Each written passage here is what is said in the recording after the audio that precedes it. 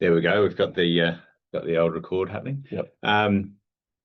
Sort of feels like I'm a bit of a guest on your show today, Tim. But for those of you who are regular attendees, you'll be pretty familiar with Tim's training and his style, and we're certainly very grateful to have that for our team internally here, but also to be able to share that with you. So, but for anyone joining for the first time, I'm Josh, Chief Operating Officer at SuperGuardian, and we have Tim in each month to do webinars like this to share his wisdom with you all. So there's lots of things, particularly this time of the year, to be thinking about in relation to getting compliance right, making sure that we dot our I's and cross our T's, but also where we have up-to-date information and we can use that to drive better strategic outcomes. That the strategic opportunities at this time of year are really important to get right as well. So it'll be good to sort of discuss that today, Tim, and sort of I'm here to share the administrative perspective and how we work and support advisors and accountants in this space, and Tim's here definitely wearing the technical hat today. So it's probably worth just saying, obviously, given the topic and how many points of interest there are at this time of year, we probably can't cover everything, but if anyone has questions as they go along, please do put them in the question box, and we'll make sure that we get to as many of those as we can. And if we get a sense that there's a particular area of interest that we need to spend a little bit more time on, we'll try and cater for that. But we've got a few things to work through today. On which note, I'll sort of get Tim straight into the technical content. No worries, thanks, Josh. Look, always good to have sort of someone sitting alongside me just to be able to bounce ideas off and present in a conversational kind of way as well, because often with these webinars, you're presenting to a blank screen, and so to have an element of engagement certainly, I think, enlivens the whole sort of nature of the presentation as well. So, it's interesting. We always put the disclaimer up, and everyone that's ever heard me present knows how very quickly I move on from the disclaimer, moving to the next slide. But as we start to discuss things today, one of the topics we're going to discuss is Division 296, and so things like disclaimers and that become far more relevant when you're discussing things that aren't law. Particularly because there's a little bit of having to sort of go, okay, well, you've still got to watch this space and move into to the appropriate advice area, particularly around what happens once Div 296 goes through the process to become law. But I think also similarly, everything we touch on today, whether it be contributions or pensions, they're all linked to that advice piece in a large sort of way. And so it's really important that when we're giving information out like we do, we're really highlighting some of the key things that people need to be mindful of. And then the strategy is a different piece, and we can go back and look at webinars that we've done in the past. Last month we looked at the contribution strategy, so we won't drill deep into them today. You can always go back onto the SG website, into the past events, and view the video of what was spoken about there. Similarly with some of the pension strategies. But what we really will focus on is the link between things such as total super balance and how important the role of admin is with regards to total super balance, and then the link between that with both contribution and pension strategies alike, and then sort of chime in and talk a little bit about some of the investment and taxation side of things, albeit that's probably more administrative and minor in the conversation of what we're going to chat through today. Just I guess understanding the audience as well, and the role that we play from a disclaimer perspective. I guess the philosophically speaking, we are here to help you understand what to be mindful of, and many of the the attendees here today are advisors and really in that proactive, turning this technical information into useful advice to clients. So from that perspective, we sort of look at it as we're here to support and enable you guys. So we look at it in terms of what you need to be mindful of, and also a can-do approach. Like here's the opportunities that are open and available to you. We don't really talk about you should do this for your particular client. That's where you come in. We're happy to support you with that, but we're very much in the can-do help space. Yep. So that you guys can sit down in front of your clients and tell them what they should do.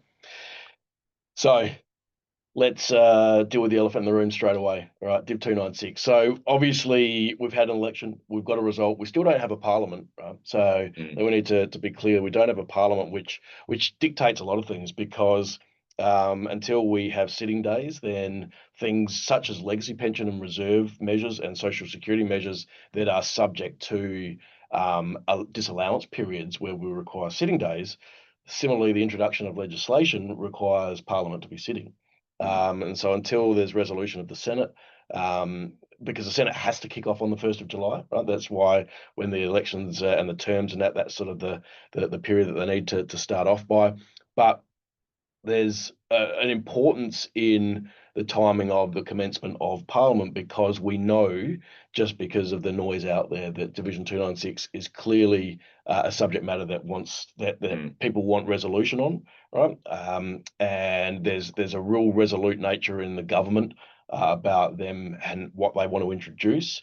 There's still a lot of pushback from industry, more broadly than the SMSF industry, about the mechanics of it. But there's that glimmer of hope that people are saying, well, they might push back the start time from 1 July 2025 to 1 July 2026. But I'll kind of sit in that school of, or that school of thought that says they've given us 2 years, and they seem pretty keen to say, well, we can backdate legislation.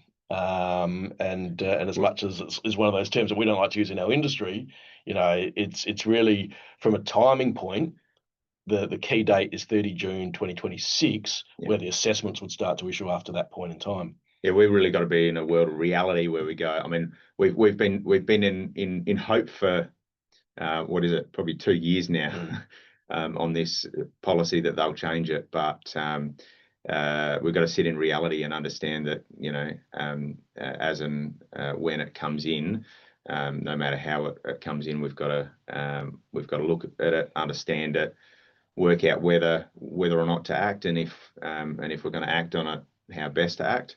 But yeah, the reality is understanding that we do have a window of time here to be able to work on this, and that, like you said, the key date is 30th of June 2026 at this stage, unless something changes. But we've got to be obviously perceptive to whether or not any changes do occur.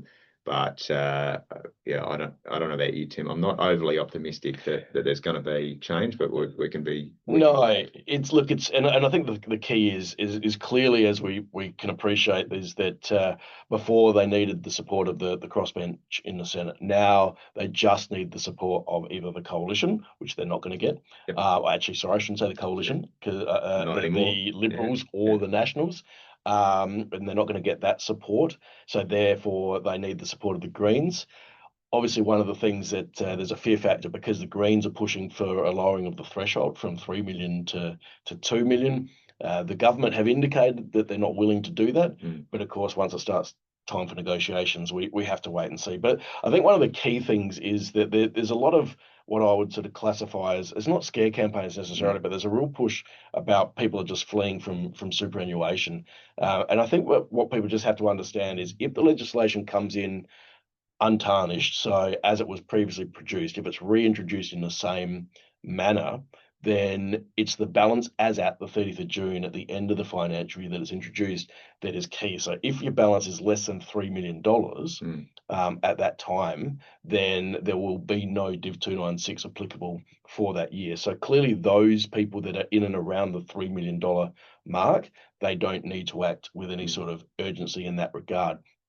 Those with higher balances, yes, they're going to have to make a decision at some point in time is super the right environment for them, or do they wish to look at putting their money on the outside of super? Now, that's Yeah. an area that we can't say right or wrong you've got to do. It's got to be a personal choice. Yeah. But I'm always worried when people start to jump the gun before there is legislation on taking action with regards to things such as Div 296. Yeah, and it's particularly important to go in eyes open as well. I think I'll worry sometimes that people make knee-jerk reactions to try and avoid a tax, but then they may end up with transferring out assets, triggering CGT. Yep. Perhaps they're in accumulation phase, and they're not actually looking down the track to a point into, and they've got stamp duty implications and all those sorts of things now. Yep. Without realizing that if they're transferring out a lumpy asset, for example, to help bring them under that $3 million, A, they might be doing it too soon. B, they might trigger a whole heap of unnecessary costs in the process. And C, they'll end up with that asset being taxed at some future point at a much higher tax rate. And so I think we just got to be very careful not to make knee-jerk reactions here and end up in jumping from the saucepan into the fire. Yeah. And so probably the key point from this slide is that the whole thing's going to come down to this concept of total superannuation balance.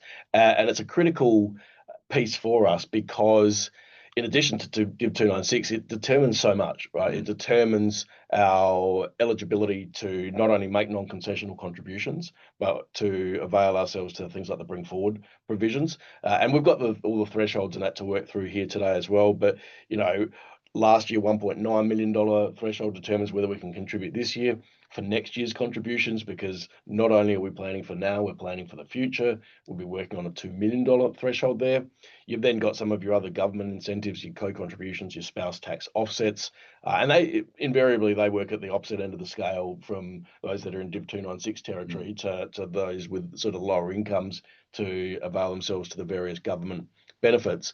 But you've got your unindexed amounts as well. You've got your carry forward concessional contributions, your work test exemption for those over 67 to be able to claim personal deductions are all linked back to Div 29, to total superannuation balance.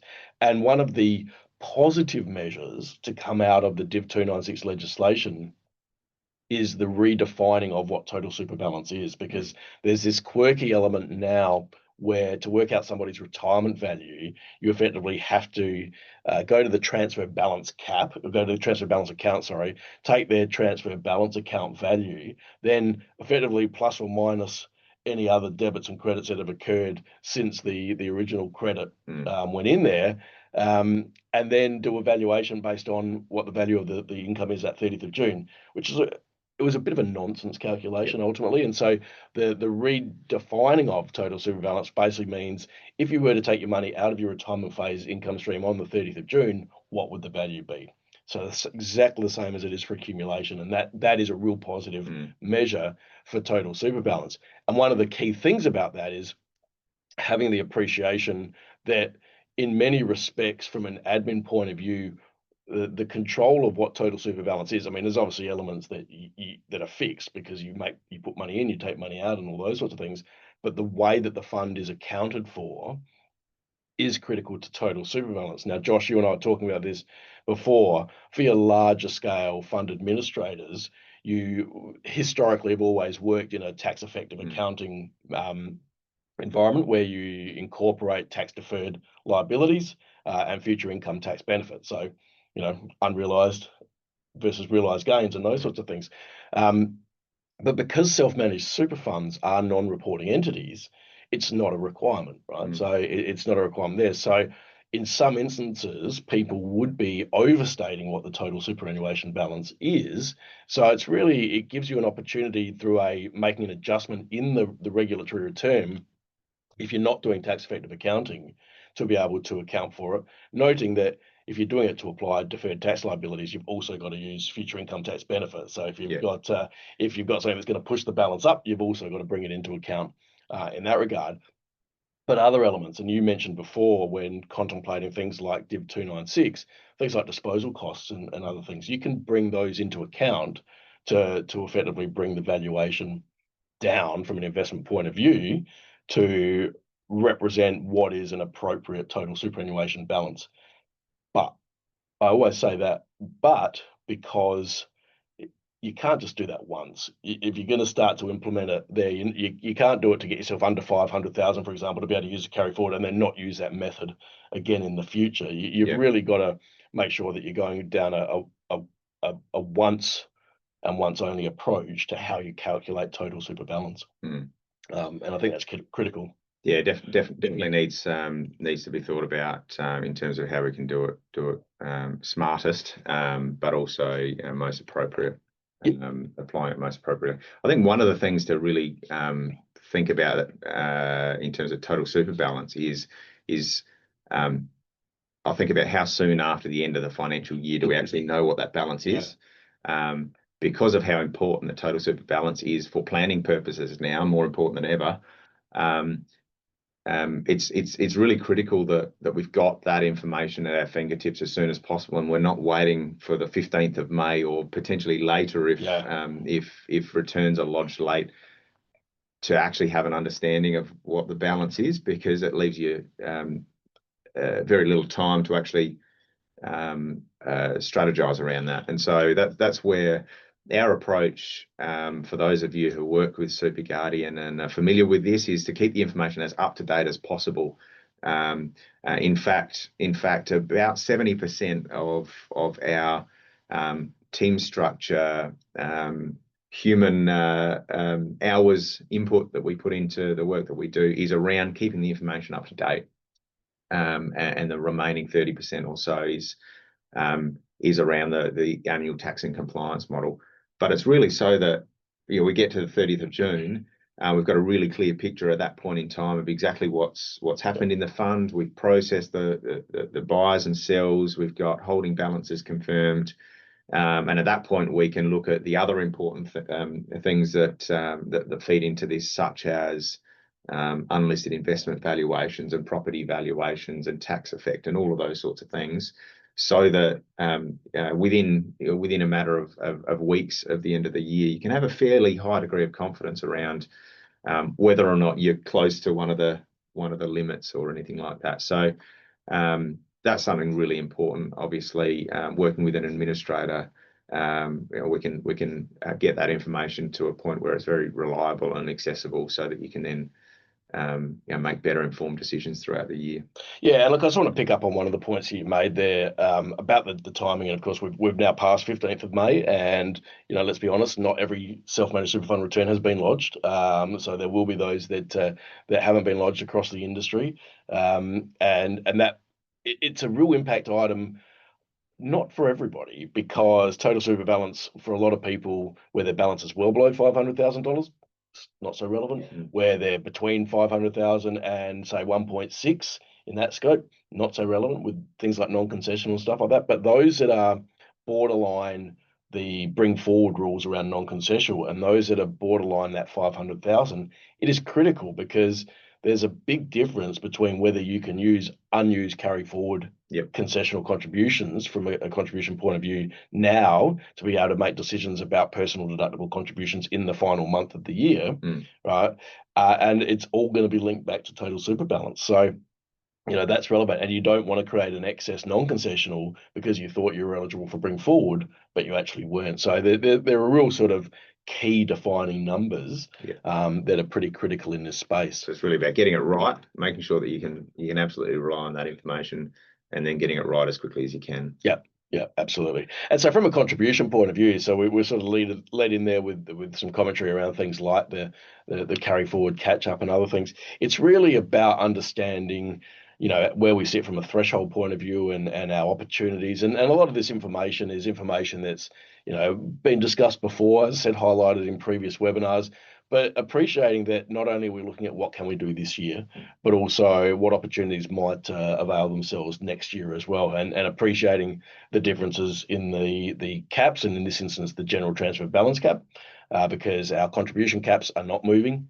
into the new year, but other things certainly are. And we see a big jump there in the CGT cap. So for small business operators, their ability to make larger contributions under the 15-year exemption is there. And I mean that's that CGT cap, without sort of spending too much time on it, it's a scary cap because if you don't qualify for it, but you use it, then you've just put $1.8 million into super, where your non-concessional limit might be $110,000 or $120,000.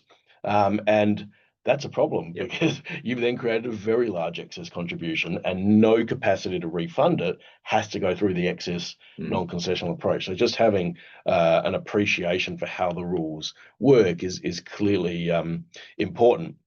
And so I addressed this in our last webinar, and so just put it up here again, really to highlight that there are many strategies that we can contemplate for our clients and that our clients might be contemplating, and that each of these strategies have their own sort of considerations with regards to notice requirements, timing, eligibility. And so it's really important that we go, okay, well, yes, we want to make recontributions, but have we actually, or do a recontribution strategy? Have we met a condition of release? We want to do salary sacrifice. Well, have you sat down and spoken with your employer? It's a preemptive strategy. You've got to go and talk to your employer to make sure that they're willing to do that, to implement it. Again, carry forward unused. Do you have the total super balance below $500,000? Are you aware what your actual cap is, because you've accessed MyGov, because all of your information is up to date? But also, when we start to talk through things like contribution splitting with spouses, it's when we're not eligible for recontribution strategies, but we might be able to make concessional contributions and then split them to our spouse from a balancing point of view, or a balance equalization style strategy. So they're all the elements that we need to understand. But then what are the notice requirements? Because if you make a downsizer, if you make a small business CGT contribution and you don't put your notice in time, they're non-concessional contributions. Similarly, and we're going to move on in a minute to the notice of intention requirements. If you get that wrong, then you're not going to get the deduction. And it's not because the administrator says you're not going to get the deduction. It's because the tax office say you're not going to get the deduction. And they're the powers that be when it comes to these sorts of matters. So it's important that we understand how each of these strategies work and what our eligibility requirements are. And even little things, Josh, I saw the other day, I was reading something from the ATO about downsizer contributions, right? And it's almost a throwaway line, but the ATO on their website, and they've just done a refresh of their website, said, eligibility for downsizer. Does your deed provide for the ability to make downsizer contributions? So, not saying that every deed needs to have the word downsizer in it, right? I mean, whether the clauses around any other contribution in accordance with the law, whether that's going to satisfy it. But if you've got a pre-2018 deed, can you make downsizer contributions? Like, do you have comfort that you can make downsizer and all those sorts of things? And they're the things that I think this is a good time of year to start reviewing elements like that, to make sure your fund satisfies your future needs as well as your current needs. Yeah, I think it makes sense as advisors or accountants that are working with our clients, that we tend to get quite excited about the opportunities we can implement, how we can improve the overall wealth or financial position of our clients, and it's very easy to get absorbed in that and excited about that, but forget little things in the compliance process. And that's where we're here to help, obviously, but as simple as making sure the deed allows for certain things. When we're looking at key strategies that are being implemented, we always take into consideration what does the deed say. How up to date is the deed, feeds into that as well, and just making sure that, from a compliance perspective, these strategies can be implemented without implications down the track. Yeah. And look, these next couple of slides really are just sort of to highlight the things that we know around utilising the bring forward requirements or bring forward rules. But, you might have clients that are sitting with a balance that's, close to that $1.9 million last year. And so their eligibility for utilising the bring forward, or maybe utilising the final year of their bring forward, they couldn't do it. But their balance hasn't potentially moved much this year, or maybe next year is the trigger with that $2 million amount that with the thresholds effectively going up, puts them in a place where they can actually top up and tap out of the bring forward to its full capacity. So, there's a real key thing on saying, okay, just because we missed a strategy this year from an opportunity point of view because of our numbers, we might be able to access it in a future year because we satisfy the new numbers moving forward. And I think the natural flow of that is that when we're talking to our clients, particularly those sort of in that late working stage, pre-retirement, that with the intro of non-concessionals back in 2022 all the way up to say age 75 and in effect 28 days following the end of the month in which you turn 75, is how do we maximize our contributions? So how do we get the full benefit of it? So in the year we turn 75, as long as we're not 75 on the 1st of July, we can utilize the full bring forward amount in that year, right? So our future capacity is irrelevant, but we can utilize it. So then we work backwards if we're trying to maximize for an individual to say, okay, well, let's put in X now and then nothing for 3 years, X then nothing for 3 years or 2 years. And how do we get to that point so that we know that in the year of our 75th birthday, we're getting the maximum contribution being put in place, and I think that's a key one for us to always be mindful of, and I often look at it and go, well, given there's no work test around non-concessional contributions, how critical is the bring forward rule, right? Now, for people who total super balance is close to the threshold, it might be better to utilize the bring forwards because the capacity to contribute year in, year out might disappear at any given time. So, you're always going to weigh that up, but also how many people have $360,000 just sort of casually sitting around. But again, strategically, from an advisor point of view, that concept of a withdrawal at 30 June will bring the total super balance down to be able to make the contribution into the next year as well. So there's that whole tax planning piece around it to be mindful of. Which, from a contribution point of view, probably the key one, and I highlighted that we were going to talk about this before, but our notice of intention to claim a personal deduction. It's now 2025.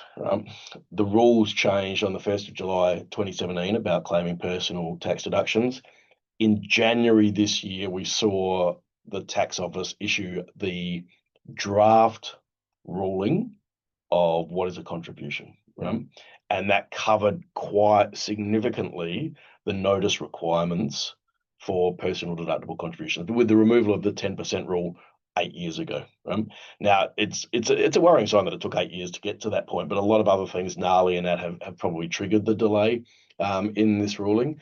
But we are a long way into the ability to claim personal deductible contributions up until 67 without meeting a work test, and then knowing that if we want to claim a deduction from age 67, we must satisfy the work test.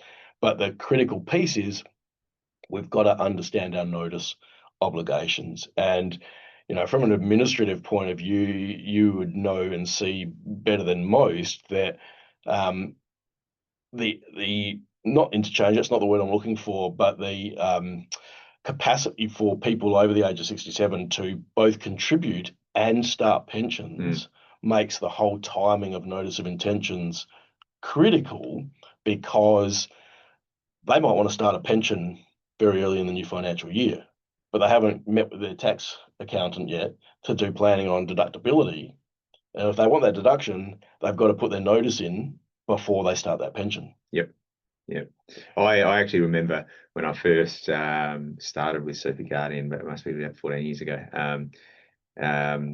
I remember going through the new pension establishment checklist, and in big red and bold, and I'm sure it was there for a particular reason, but in big red and bold was make sure that the notice of intent has been completed for any concessional contributions made prior to the pension commencing during the year. And I think perhaps just because it was big and red and bold, it's stuck in my mind ever since. But I think it's so easy to miss Yeah. if you don't if you're not thinking about it proactively, or if you're not getting the right sort of technical support from your accountant. Is really, really critical, and it makes a big difference if you get it wrong. Yeah, and the difference is that, and there was a ruling that I only saw was released in April from the ATO private ruling where it talked about, and this wasn't a self-managed super fund, but it talked about the notice being sent to the member then returning it to the super fund unsigned or undated. So the super fund then returned it back to the member and said, your notice is not valid. You need to date it to execute the form. Then they went and lodged their personal tax return without returning the notice to the super fund. So the trustee never acknowledged it. So the deduction was denied. And the key to that is the tax office, the commissioner has no discretion, right? The tax law is very specific about the timing of the notice requirements. And if you fail that under any sort of referencing, then it's irrelevant. You're not going to get that deduction. There's another private ruling that was in relation to the 24 year, and it talked about the accountant who was suffering ill health for 18 months and had agreed all along with the trustees or with the member as to what they were going to do from a notice requirement. But the accountant never lodged the notice with the super fund, and so therefore the deduction was denied by the ATO. And it didn't matter that the accountant was of ill health, right? And it comes across as quite harsh from a commissioner point of view, but it's not that they're harsh, it's just that they don't have discretion in this space. And so, we've really got to understand what our notice requirements are.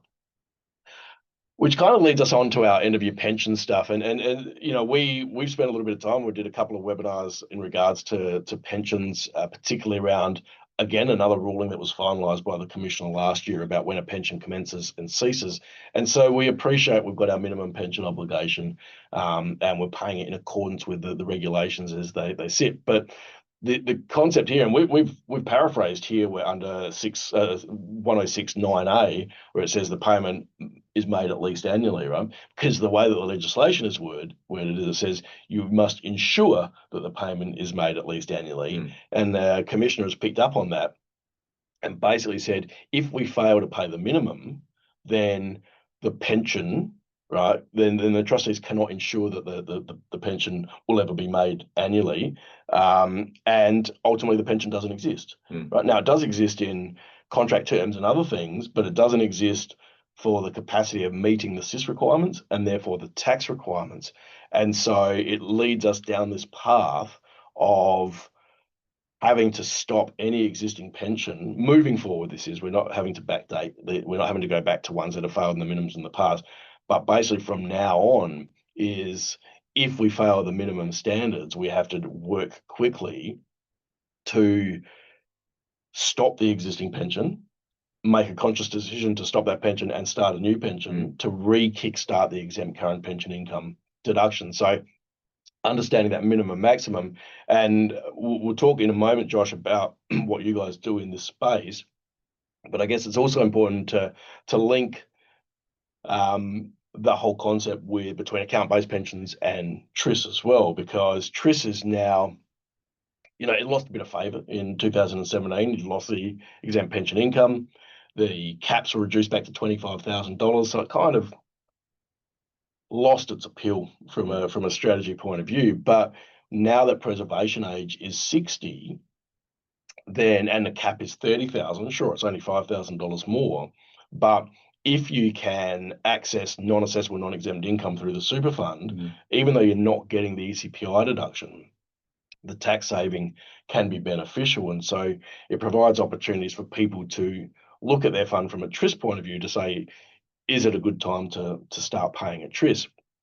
But importantly, understanding that once you satisfy that condition of release and you move into an account-based pension, then you're in, or sorry, I should say correctly, a TRIS in retirement as opposed to an account-based pension, albeit the same thing. A TRIS in retirement, you've got your T-bar obligations. So there is no commencement value that you can't put into a TRIS, right? So TRIS in accumulation, you can start with any balance, but once you meet that condition of release, your balance in TRIS must be at your personal transfer balance cap, which is going to be the general transfer balance cap, in your first year.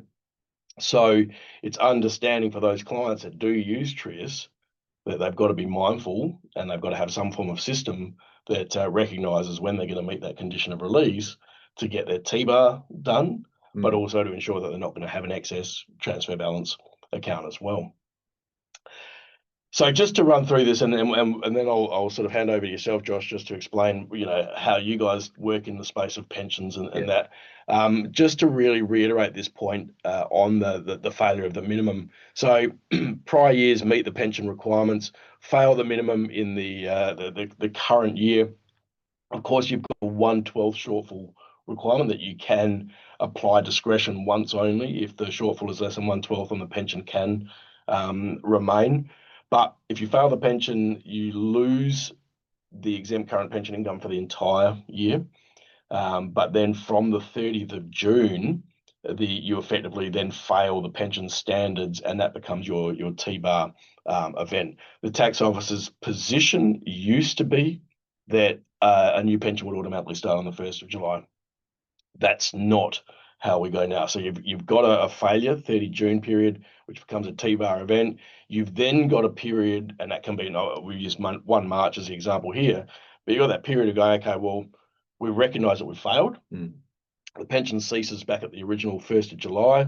And so therefore any payments that year are lump sums. We then have to make a conscious decision to commute that existing pension and start a new one before we will get our exempt current pension income moving forward. So, the decision's got to be that, right, we recognise we fail, we now want to stop it.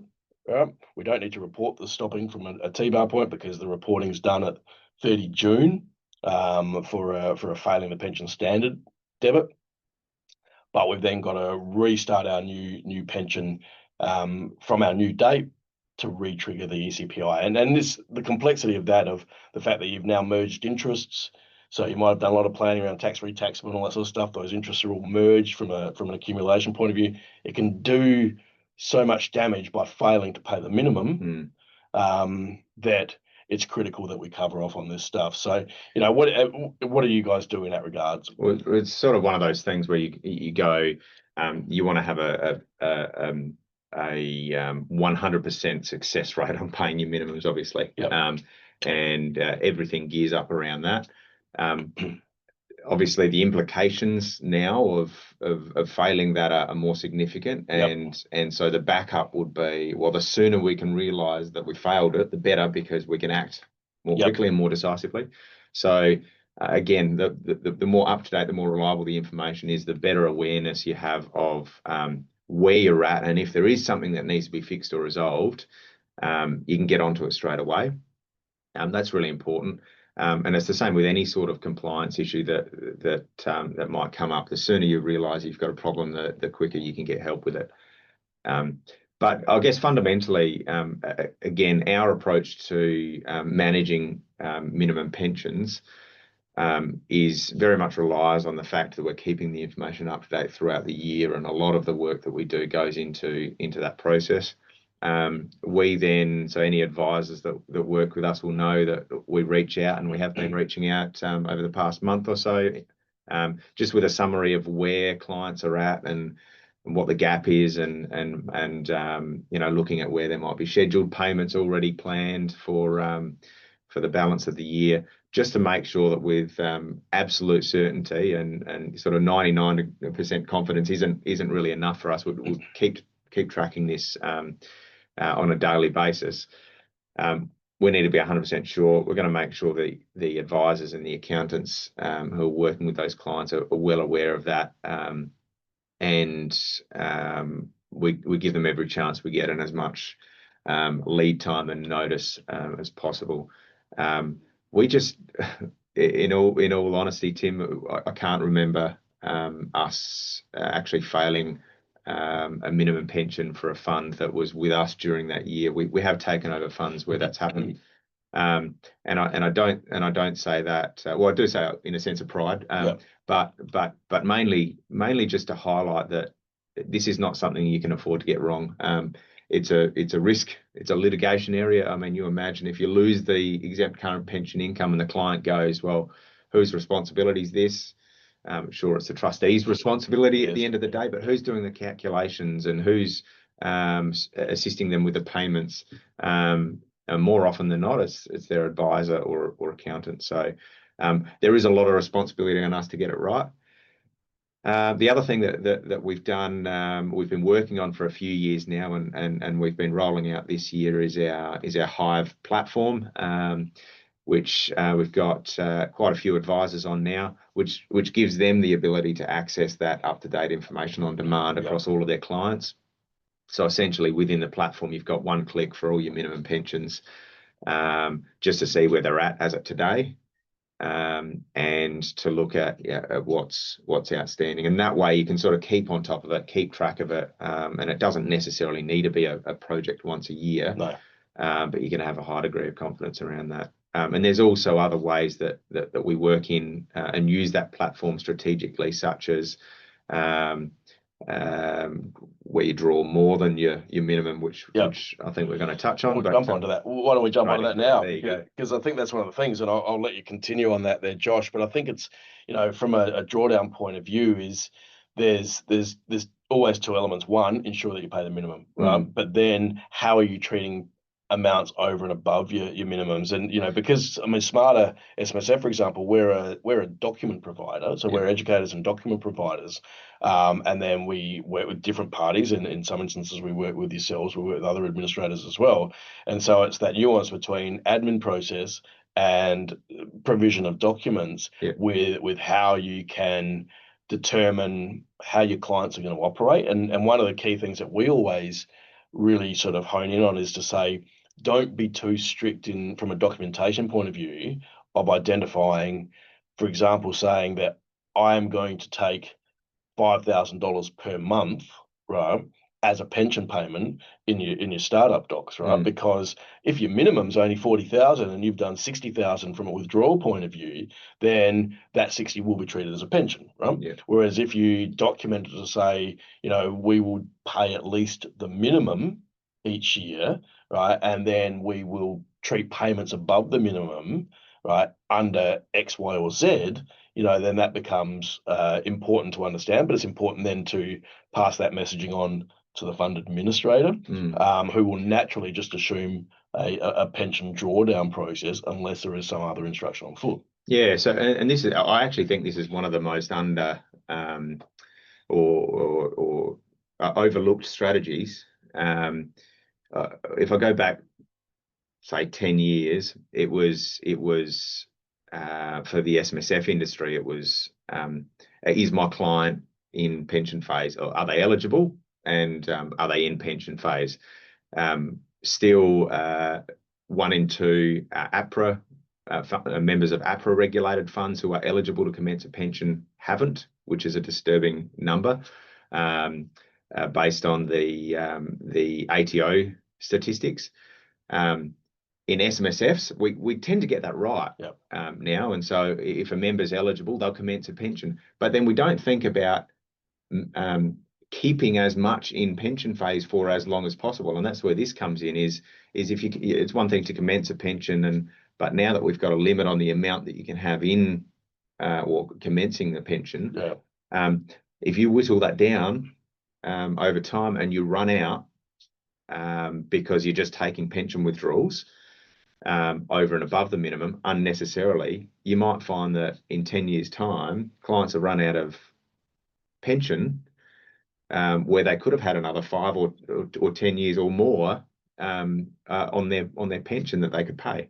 And I think it's sort of going to come out in the wash eventually, but we've got to be thinking proactively about it as accountants and advisors and going, well, okay, what are the strategies we need to implement now to make sure that we preserve as much in this tax-exempt environment for as long as possible? Yeah, and I think that comes down to then the concept of, and it might be appropriate, so if you paying your minimums and you don't pay anything else, then it's not something to contemplate. But if you pay above it, it's where does that excess come from, right? You can still treat it as a minimum. As a pension payment, there's absolutely nothing wrong with that. But you might also have let's say a highly taxable accumulation interest because you've been able to make further contributions. Well, then do you pull the money out of there, expanding the CPI within the fund? Or, have you just made some non-concessional contributions into accumulation and you've got a high tax component pension, and so you look to take partial commutations, which then gives you cap space to be able to put some of those non-concessional amounts into a tax-free pension. So there's an element of strategy around that whole decision-making piece. But a lot of these strategies are proactive strategies. So you've got to make sure that you're undertaking the way that you want to approach each pension when you're setting those pensions up and on a year-by-year basis, not retrospectively. Yeah, and this is one of those things as well. And I'm going to say it again, but it highlights the point. The importance of having the information up to date during the year is absolutely critical now more than ever. Especially when you think of, like, if you get to this point of the year and you realise that the client's drawn 50,000 over their minimum that they didn't need to, and they've got a high taxable accumulation balance or could take that as a lump sum to preserve their transfer balance cap, but that withdrawal was made in the first 2 quarters of the year. Well, you've run out of time to treat them as lump sum withdrawals because you actually had T-bar reporting requirements. And so there's no point getting to the end of the year and going, oh, we'll tidy it up in the wash. No, you actually have to be on top of it during the year. And so we encourage advisors and clients to be on top of this at the start of the year and preemptive and proactive about it. But also during the year, if you find that you've drawn more than the minimum, whether that was expected or not, you had an increase in expenses or whatever you needed. But the sooner you realise that, the better. And you need the information at your fingertips to be able to make those decisions and then act on it as quickly as you can. Yeah, absolutely. So look, and so I think that's the thing when we talk pensions and we talk contributions, they're the real moving sort of pieces in the superannuation landscape from a strategic point of view. Everybody's circumstances are going to be slightly different, but we want to make sure that we're managing everyone's circumstances to the best possible way. And having on time and up to date information is pretty valuable in that space. And ultimately, I think there's just my finishing point on that pension and the minimum obligation. It's where the transition into the investment and tax considerations here. It's where the investment strategy is so critical, because one of the requirements on the investment strategy is to ensure that the fund has its liquidity to pay its liabilities. And I had a call only last week from a client, and they said to me, we just can't pay the minimum pension this year, right, because of the investment, and it looks like there's not going to be any return on certain investments, and so they're going to fail the minimum pension standards. Like, okay, well, you can fail, and that's fine. The fund just goes and loses its tax exemption, and it's not a compliance issue as such in that regard, but there's that planning element to it with regards to the type of investments that are sitting in support of a retirement income stream to ensure that you do have that liquidity to pay the benefits. So that what we wanted to touch on real quick is to finish off on a couple of investment elements before we talk in more in general terms and other things from a compliance point of view. Always critical this time of year, if we've got LRBAs, to monitor the changing rates. Now, of course, what we don't have is we don't have the May published rate yet. That'll be published probably on the 7th of June is roughly around the time that'll come out. But of course, what we saw was a change in rate, or a drop in interest rates the other day. So, I'm going to speculate without putting it in print here, Josh, but I'm going to speculate that rate will come down to 8.85 from an LRBA point of view for next year. But of course, watch this space. If you're working under the PCG guidance of 2016-5, there's a need to change the rates moving forward. And similarly, the rate will be higher if you've got listed securities. So these are elements that people need to be mindful of, but always reviewing our LRBA requirements and probably more generic commentary around investments is, whether we're investing in such things as crypto or whether we're investing in such things as collectible and personal use assets. These investments, collectibles and personal use assets, for example, are very well regulated, right? In the sense that there are very specific rules around how we need to invest in these and how we need to hold these, how we need to insure these, storage requirements and other things. restrictions on any link to related parties. So making sure that we're still satisfying those requirements. Crypto investments, there's still, like, it's actually hard to say that they're in their infancy because they've been around for a long period of time, but there's definitely a far greater interest in them now. With so many younger people setting up self-managed superannuation funds, and effectively the mobilisation of digital administration of SMSFs and other things. We're seeing a movement into this crypto space, and so just understanding how reporting obligations, what reporting obligations are required, valuation requirements, being able to show ownership in the name of the self-managed superannuation fund, all key things that fund auditors are looking at. But also importantly is that it's recognising the investment strategy. Yep. Yeah. Yeah, and it's one of those things as well, like there are different ways to gain exposure to these types of investments as well. Yep. And I think traditionally, if you're an SMSF investor, you like to own the actual assets, right? And that's one reason why many of us do start an SMSF in the first place. But if it's about exposure to digital or cryptocurrency, then there's plenty of options these days as well, via ETFs and managed funds and those sorts of things as well to gain exposure.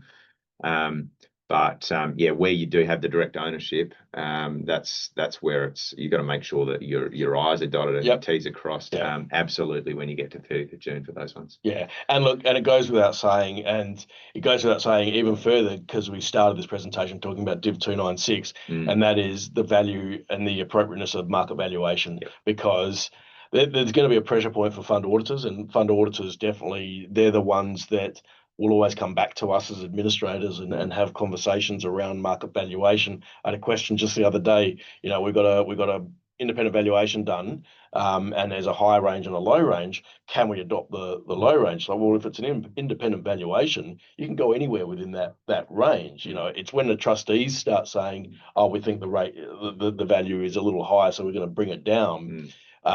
It's got to be objective and supportable data that the ATO can rely on, and so it's going to raise its head again from a regulatory point of view because of Division 296, but it's not a Div 296 issue. It's an ongoing compliance issue that we need to be mindful of. And look, we wanted to but really reiterate exempt current pension income, because we did highlight there's lots of deductions that we can contemplate around insurance and other things there. But the ECPI and the whole pension piece, if you've got disregarded small fund assets, so if you've got more than $1.6 million and satisfy all those requirements where you can't segregate, then it's obvious how the fund has to go. So if you've got pension and accumulation interest in the fund, then you're going to have the unsegregated approach and get your actuarial certificate. But if you're a first year pension fund, then you won't have disregarded small fund assets, and so you've got potentially the choice to segregate or the choice to use the unsegregated method. And it's about understanding how those approaches work and noting that if you're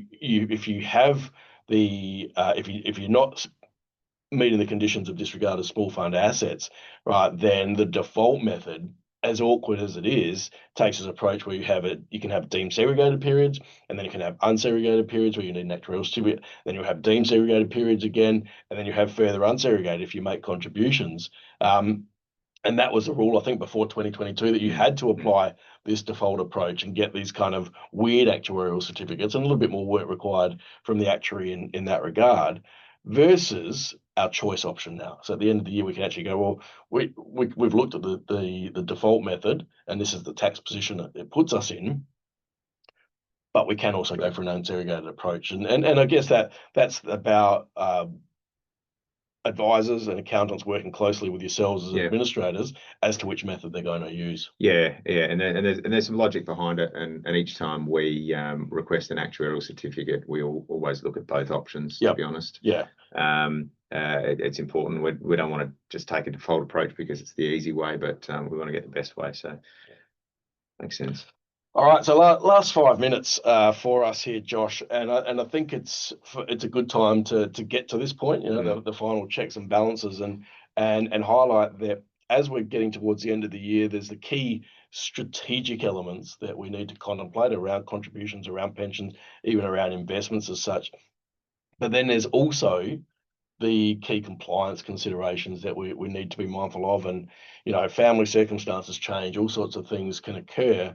So firstly, always, are we still meeting the definition of a self-managed superannuation fund? Are we adding new members and bringing them in as trustees straight away? Are we losing members, right?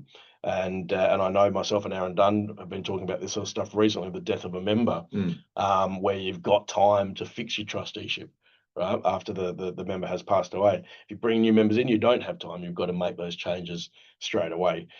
Therefore, meeting that definition is always going to be critical. Same with the deed. We talked about the deed before, and downsizer contributions and other elements that people want to contemplate strategically. Is your deed up to date, right? Does your deed provide for all the things that you want it to provide for?